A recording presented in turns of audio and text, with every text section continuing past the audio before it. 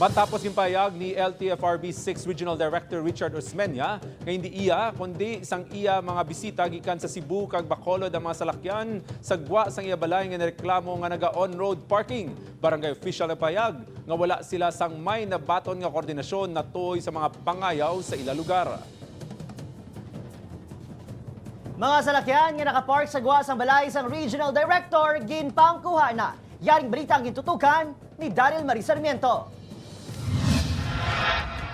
Sa interview ng GMA Regional TV kay LTFRB Region 6 Regional Director Richard Osmeña kahapon, ginpahayag sini nga hindi siya ang nagapanag-iya sa mga salakyan nga nagaparada sa gwa sang iya balay sa isa ka subdivision sa distrito sang Haro. Suno kay Osmeña, may mga bisita ini gikan sa Cebu kag Bacolod nga nagatiner sa iya nga balay kag amo ang nagapanag-iya sa mga naga-on-road parking. Wala silang matirahan tapos takot sila sa mga hotel-hotel bala. So some are staying with me.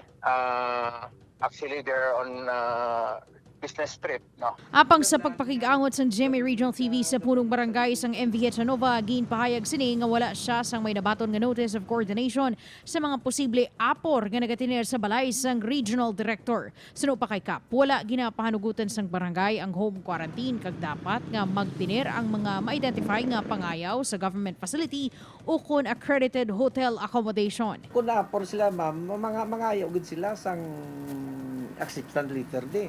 Dapat may acceptance. Acceptance gid. Kaya hindi kita sa pagkunon sa airport, kundi din sila nga barangay makadto.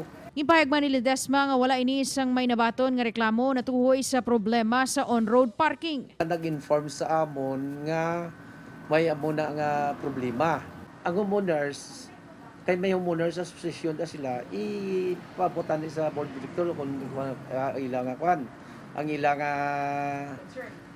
concern nila.